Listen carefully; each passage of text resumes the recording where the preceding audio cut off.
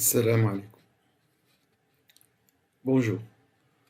Aujourd'hui, je commence à donner la solution de l'examen correspondant section SN-PC de la session ordinaire 2020-2021 de notre faculté, la faculté des sciences d'Oujda. Alors, l'énoncé, je l'ai présenté il y a quelques jours. Alors, je vais donc essayer de donner le maximum de solutions d'exercice. Si je ne termine pas tout l'examen, je ferai une deuxième partie. Bon, alors voici l'énoncé du premier exercice. Un exercice sur les suites. On se donne deux suites définies par récurrence, donc par exemple UN, U0 est donné égal à 2, UN plus 1 donné en fonction de UN. Donc c'est une récurrence conjointe parce que interviennent les termes dans les deux formules qui donnent Vn plus 1 et Un plus 1 en fonction de Un et Vn. Et les termes constants, U0 égale 2, pardon, le premier terme, U0 égale 2 et V0 égale 3. Première question. On donne une nouvelle suite définie à partir des suites précédentes par la formule Vn égale Vn moins Un et on nous demande de montrer que cette suite est géométrique, qu'elle est convergente et on nous demande de calculer sa limite. Regardons la solution. Alors, puisque Wn est défini par Vn moins Un, donc Wn plus 1, ce sera Vn plus 1 moins Un plus 1. Et les formules données pour V1 plus 1, les formules précédentes, et Un plus 1, donc pour V1 plus 1, voilà sa formule en fonction de Un et Vn, et pour Un plus 1, sa formule en fonction de Un et Vn, ça vous le voyez dans l'énoncé. Donc on n'a qu'à remplacer, et puis réduire au même dénominateur 5, et on fait le calcul Un moins 4 Un, ça fait moins 3 Un, vous voyez ici moins 3 Un sur 5, et puis vous avez ici 4 Vn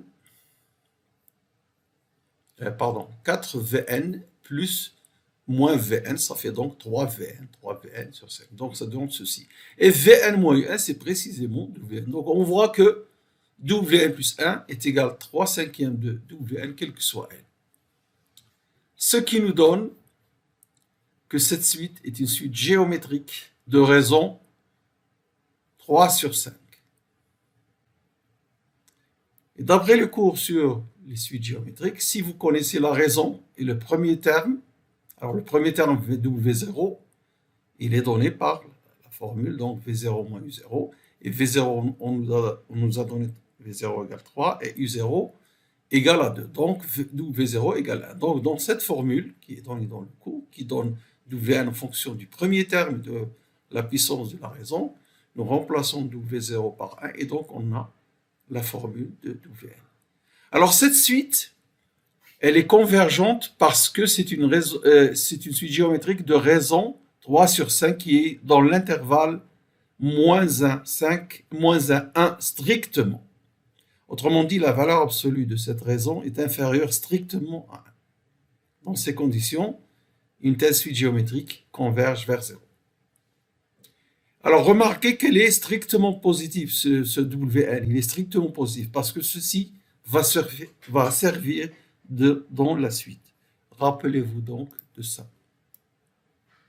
Quel que soit n, Wn est strictement positif. Passons à la deuxième question, justement, qui va utiliser cette propriété. Alors, la deuxième question montre que Un est croissante et Vn est décroissante. Pour montrer la croissance ou la monotonie d'une suite, on regarde le terme de Un plus 1 moins Un. Quel signe il garde? S'il garde un signe constant, pour tout n, positif, c'est une suite croissante. S'il garde un signe constant négatif, c'est une suite décroissante. S'il ne garde pas un signe constant, elle n'est ni croissante ni décroissante. Alors ici, Un plus 1, on le remplace par sa valeur donnée dans l'énoncé et on retranche Un. On réduit en même dénominateur en multipliant, si vous voulez, ici 5 sur 5.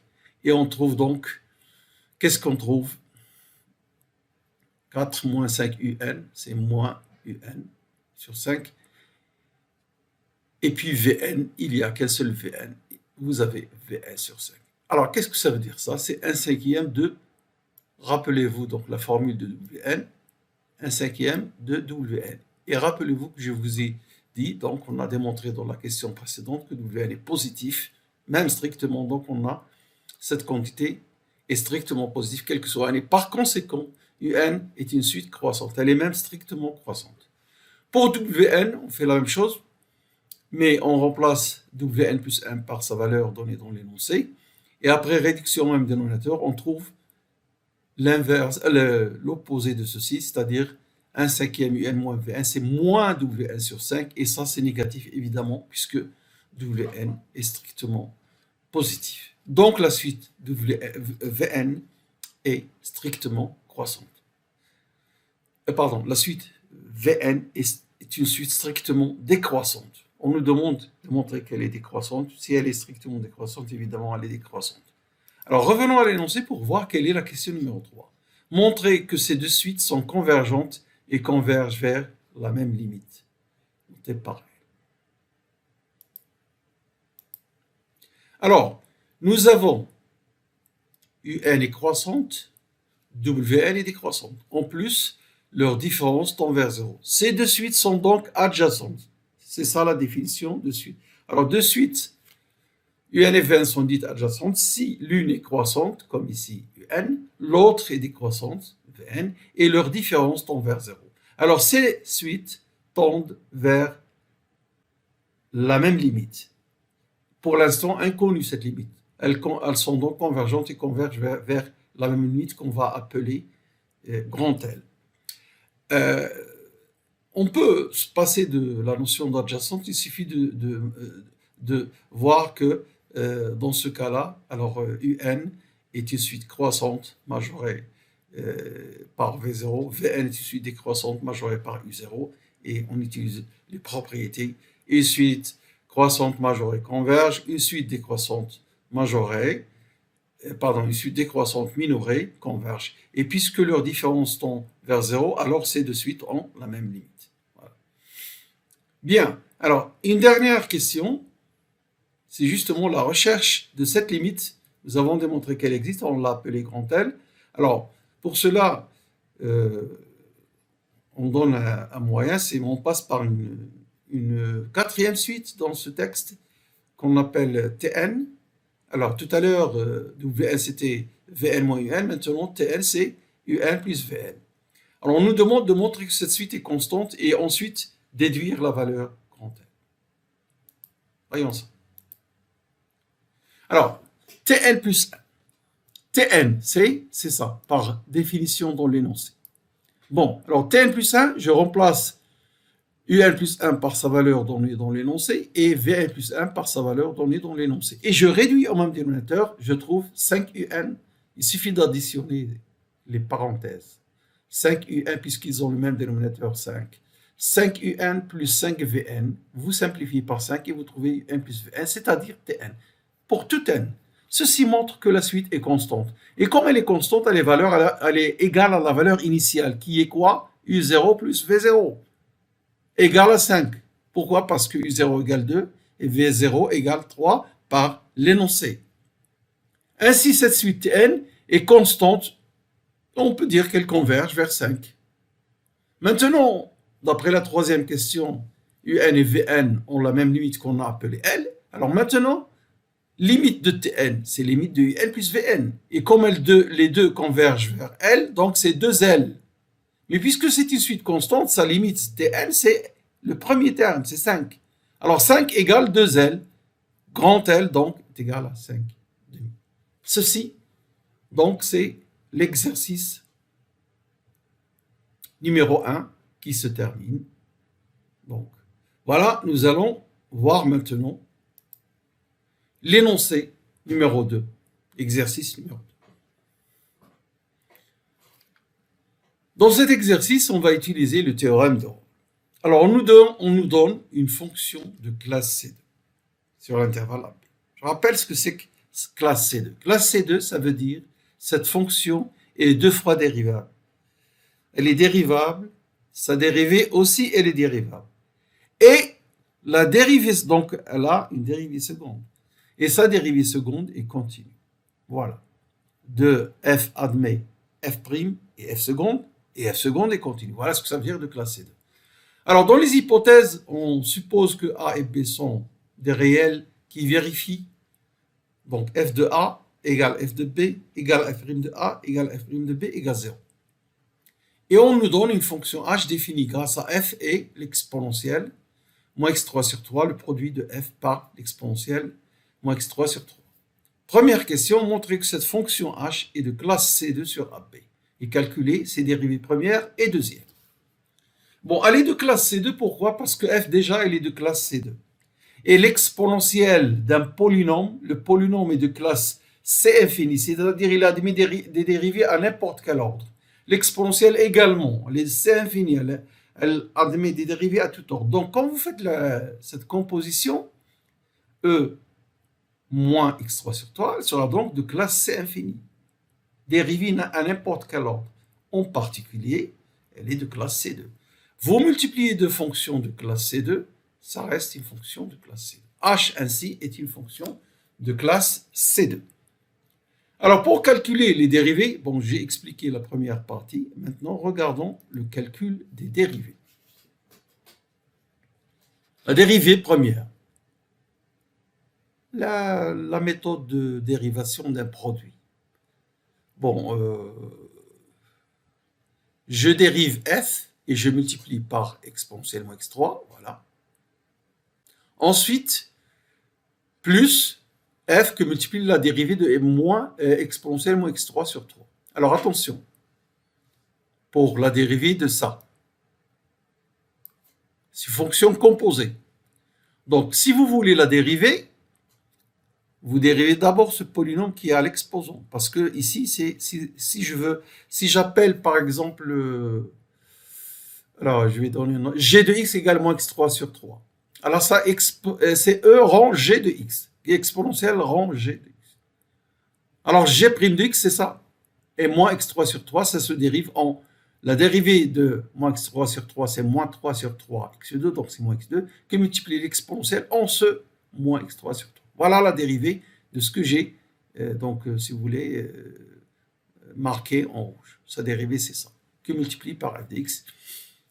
Vous avez cette exponentielle moins x3 sur 3 qui est en facteur, donc je le mets en facteur, et qu'est-ce que j'ai à l'intérieur? F' de x moins f de x. Voilà la dérivée première. Pour la dérivée seconde, je dérive ce produit. Donc la dérivée de ça, nous avons dit que c'est ceci, multiplié par la parenthèse, ensuite plus exponentielle moins x3 sur 3, que multiplie la dérivée de cette parenthèse. Alors ça, nous avons une somme. D'abord la dérivée de f', c'est f seconde, et là, moins la dérivée d'un produit. Je dérive x2, donc moins 2x que multiplie f, je le laisse tel qu'il est. Ensuite, moins x2 que multiplie la dérivée de f, f' de x. Voilà la dérivée seconde. Maintenant, il suffit de ramasser, si vous voulez, tout ce qui est f', f seconde, etc. pour avoir... Alors, les termes en f seconde, il n'y a que celui-ci. Et exponentielle moins x3, il est en facteur... Alors, il est en facteur partout. Donc, je le mets en facteur. F seconde, il n'y a qu'une avec 1 ici. Donc, voilà, f seconde. Les termes en f', alors il y a un ici, mais qui multiplie moins x2, et un autre ici avec moins x2. Donc, ça fait moins 2x2 f' de x. Sans oublier que le exponentiel moins x3, je l'ai mis en facteur, là. Alors, les termes en f, il y a 2. Alors, il y a ceci qui est moins x2 fois moins x2, ça fait x4. Et il y a ceci qui est moins 2x. Voilà la dérivée seconde. Ça, c'est la première question. La deuxième question. Calculer H'1, H' de A et H' de B. Ça, c'est facile puisque nous avons la dérivée h' de a d'après cette formule, c'est ça. Et puisque f' de a égale f de a égale 0 par l'énoncé, ceci égale 0 également pour f' de b et f de b sont nuls, donc nous avons ces deux valeurs demandées sont nulles. Troisième question. En déduire qu'il existe C dans AB ouvert qui vérifie cette relation. Appliquer le théorème de Rolle. Voyons ça. Alors, la fonction h est de classe C2 sur AB, ce qui implique que h' est de classe C1. H', elle est dérivable, parce que h est de classe C2, et la dérivée de h', c'est quoi? C'est h seconde qui est de classe 0, c'est-à-dire continue. Donc, elle est continue sur AB. Dérivable sur AB, évidemment, parce qu'elle est de classe C2. Donc, h' ici continue sur AB et h' dérivable sur AB. Et on a l'égalité des valeurs de h' sur les bornes de AB. Ceci nous permet d'appliquer le théorème de Rolle à la fonction h'. La fonction h', parce qu'il vérifie les hypothèses. Théorème de Rolle. Donc, il existe un C dans AB ouvert tel que la dérivée de h', c'est-à-dire h seconde en ce point C, est nulle. Ce qui implique, alors la dérivée seconde, nous l'avons calculée, h' de C égale 0, ça veut dire ceci égale 0. Alors nous avons ici la multiplication de, alors j'ai oublié de mettre ici une parenthèse, là une parenthèse, vérifie bien ça, voilà, il manque une parenthèse, effectivement, bon je la mets, je vais pas, je vais la mettre ici, parenthèse, donc vous aussi, ceci est égal à 0, maintenant, puisque l'exponentielle d'un nombre est toujours positive, là, exponentielle, donc ceci, je peux simplifier par ça, et je tombe sur cette parenthèse égale 0. Cette parenthèse égale 0, ou si vous voulez, en faisant passer f seconde de l'autre côté, ou plutôt celle-ci de l'autre côté, on obtient... Alors si on simplifie, ça veut dire ceci est nul. On enlève ceci. Ça veut dire que cette parenthèse est nulle. Maintenant, faites passer ceci de l'autre côté, dans le deuxième membre, et vous aurez f seconde égale à cette quantité-là. Voilà. Alors, je vais effacer ça pour que l'énoncé soit propre. Voilà, donc, on arrive à cette égalité par le théorème de Rolle. Alors, vous allez me dire à quoi ça sert ceci? Eh bien, évidemment, pour des étudiants de première année, ça sert à leur apprendre à utiliser le théorème de Rolle. Mais donc, ici, nous n'avons pas un exemple concret pour arriver à un truc, à quelque chose, une égalité. Nous avons une fonction f inconnue. Tout ce qu'on sait sur elle, c'est qu'elle est de classe C2 et qu'elle admet ces égalités pour les bornes par f et f'. On arrive à trouver cette relation. Voilà, c'est tout.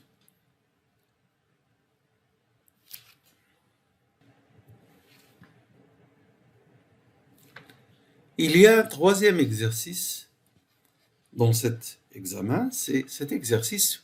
Alors ici, on nous demande de montrer des inégalités.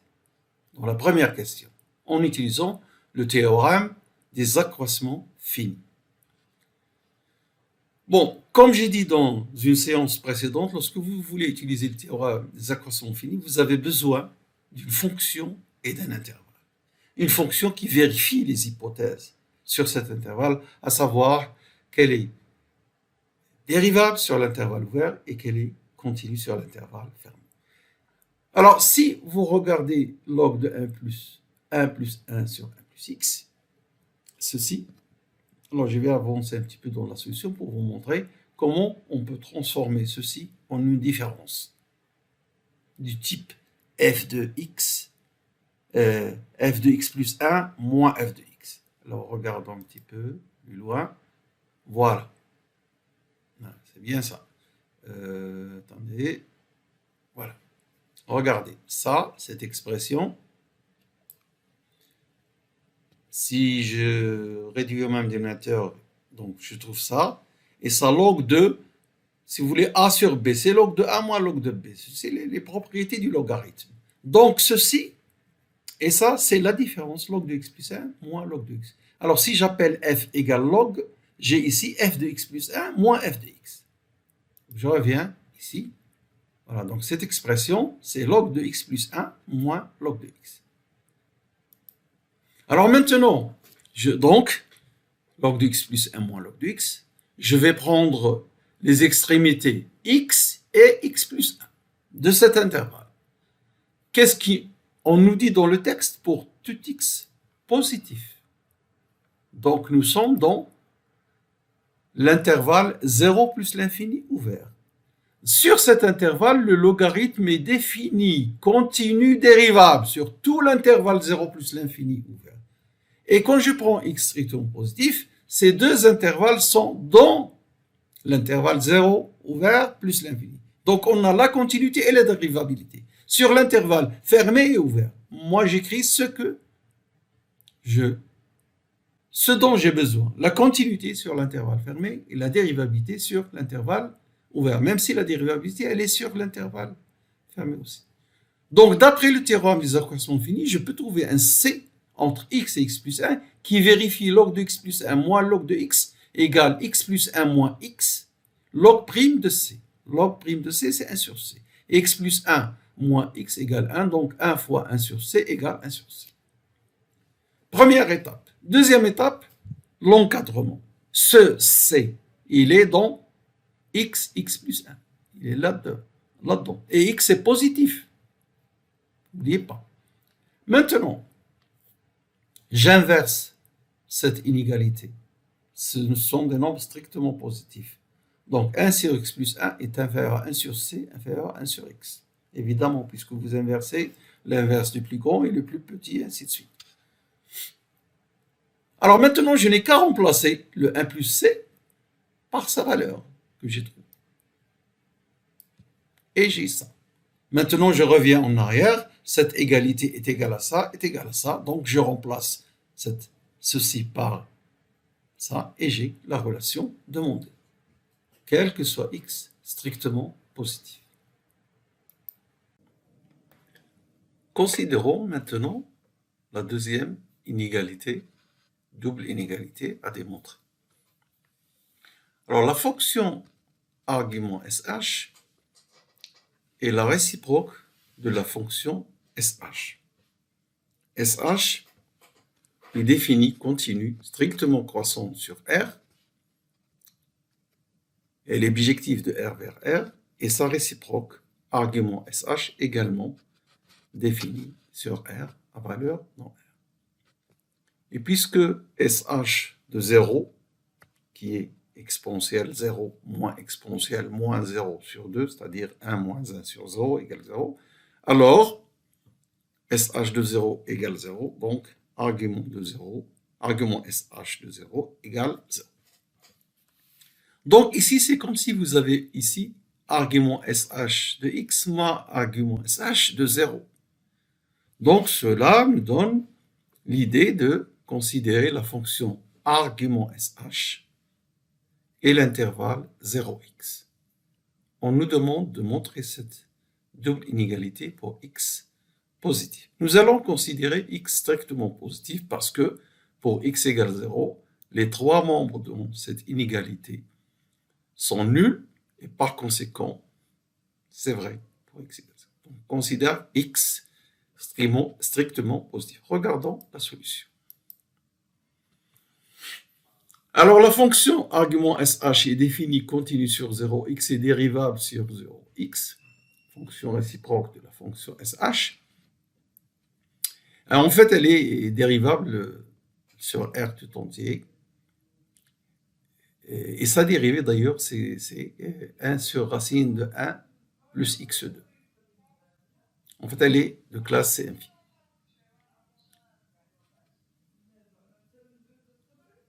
Alors, la fonction, j'applique le théorème des accroissements finis sur l'intervalle 0x pour cette fonction qui est donc, puisqu'elle est dérivable sur R, elle vérifie les propriétés du théorème des accroissements finis, dérivabilité, continuité sur 0x même ouvert. Et argument SH de 0 égale 0. Donc ici, argument SH de x, c'est égal en fait à argument SH de x moins argument SH de 0. Le théorème des accroissements finis nous dit qu'il existe un C appartenant à 0 x ouvert tel que l'on ait cette égalité. Donc, argument SH de x moins argument SH de 0 égale x moins 0. La dérivée de arc H en un point C qui est précisément la dérivée 1 sur racine de 1 plus x2. X moins 0, c'est x, donc on a ceci. Et ça, c'est nul, d'ailleurs. Bon, alors, l'étape de l'encadrement maintenant. C compris entre 0 et x. Alors, cela implique que 1 inférieur à C2 plus 1 inférieur à C2 plus 1. Si vous voulez le savoir, soit vous élevez au carré, ensuite vous ajoutez, ou bien vous dites tout simplement que la fonction qui à t fait correspondre t2 plus 1 est croissante puisque sa dérivée c'est de t.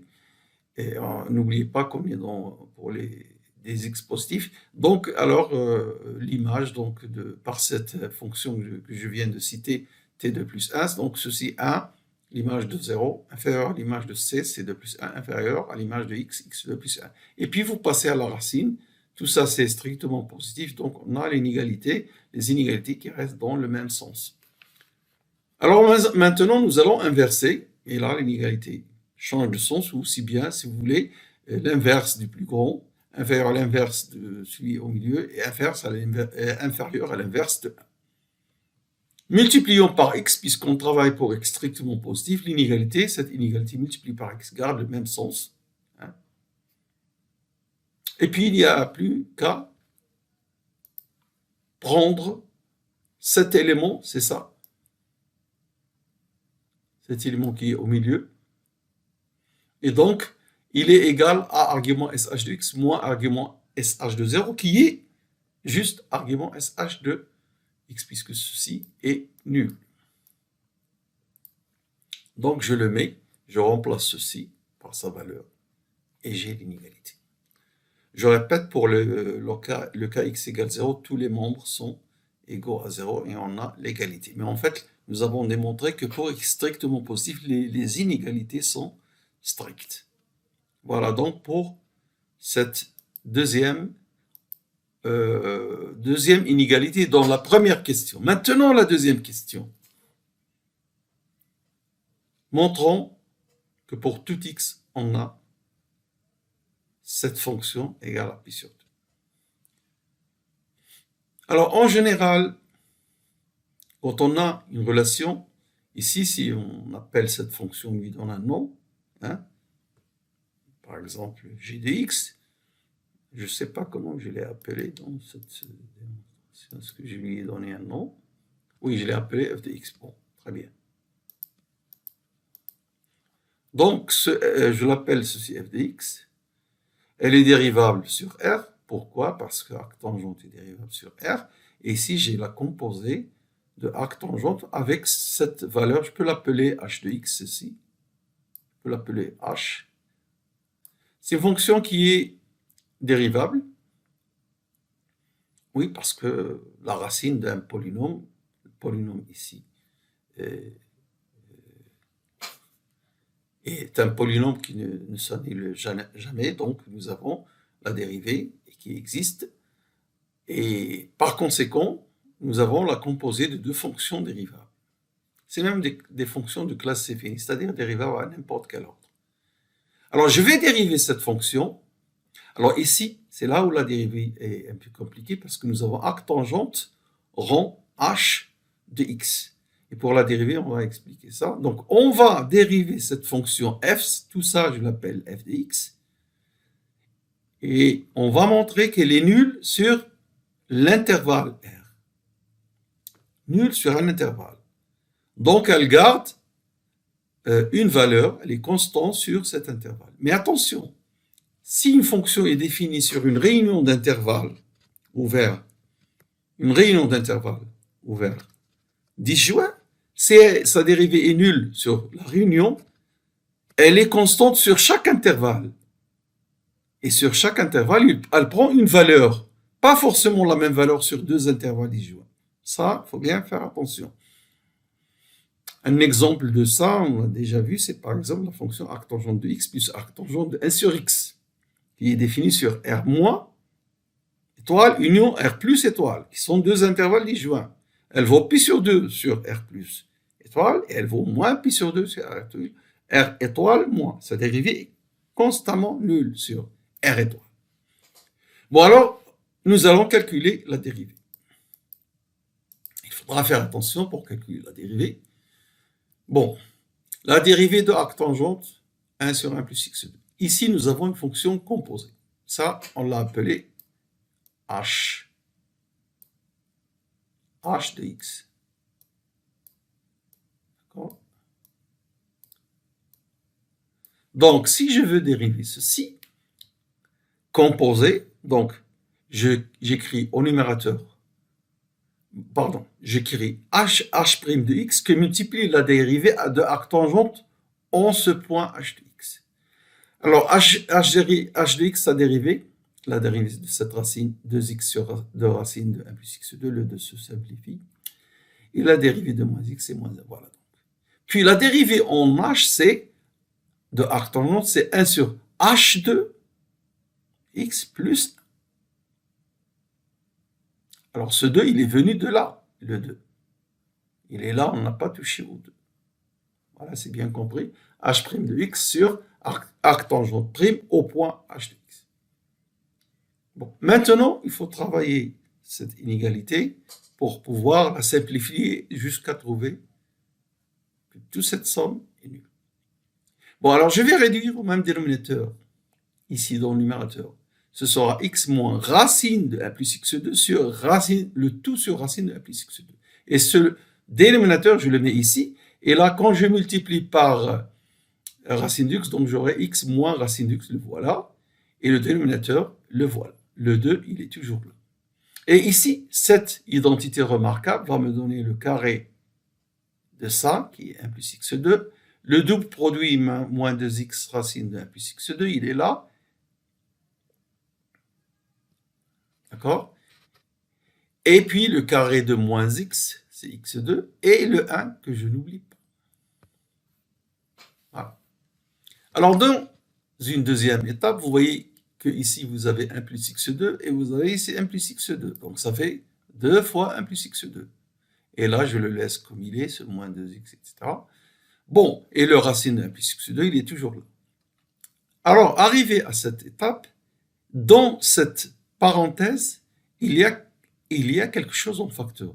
Il y a 2 racines de 1 plus x2 en facteur. Je vais le sortir. Donc, quand il se 2 racines de 1 plus x2 qui se multiplient par racine de 1 plus x2, ça va me donner 2 fois 1 plus x2. Et qu'est-ce qui reste quand j'enlève cette 2 racines de 1 plus x2? Il va me rester ici, le 2 il est parti, une racine est partie, donc il reste la racine de 1 plus x2, il est ici, il ne reste que moins x.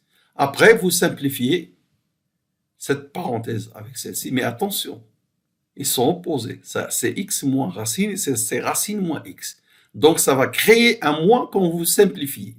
Et le 2 sur le 2 vont partir, et il reste 1 plus x2 au dénominateur, si bien que l'on a 1 sur 1 plus x2 moins 1 sur 1 plus x2, et c'est nul. Très bien. Donc, la dérivée est nulle, quel que soit x appartenant à R, comme je viens de vous expliquer tout à l'heure. Donc, f est constante sur R va valoir la valeur en un point quelconque de R, par exemple 0, parce que c'est plus simple de savoir qu'est-ce que c'est que la valeur de la fonction au point 0. Alors, la valeur de cette fonction au point 0, c'est arc tangente de 0, c'est nul, plus 2 fois arc tangente de tout ça, ça vaut 1. H de 0, c'est 1. 2 arc tangente de 1. Arc tangente de 1, c'est pi sur 4. Vous êtes habitué à le voir, parce que pi sur 4 est compris entre moins pi sur 2, et sa tangente vaut 1. Donc, ici, nous avons 2 fois pi sur 4 qui donne pi sur 2. Alors, f de x est égal à f de 0, quel que soit x, égal à pi sur 2. Voilà donc pour cet exercice. Alors, il reste un dernier exercice que je vais corriger la prochaine fois sur les développements en unité pour ne pas allonger trop cette séquence, donc cet exercice sur les développements en unité. Très bientôt, je vais le présenter. La solution, je vais la présenter très prochainement, Inch'Allah. Voilà, ce sera tout pour aujourd'hui. Et je vais vous présenter 2 énoncés des examens d'analyse, cette même section de l'année 2021-2022, aussi dans une vidéo prochaine. Merci de votre attention. Au revoir.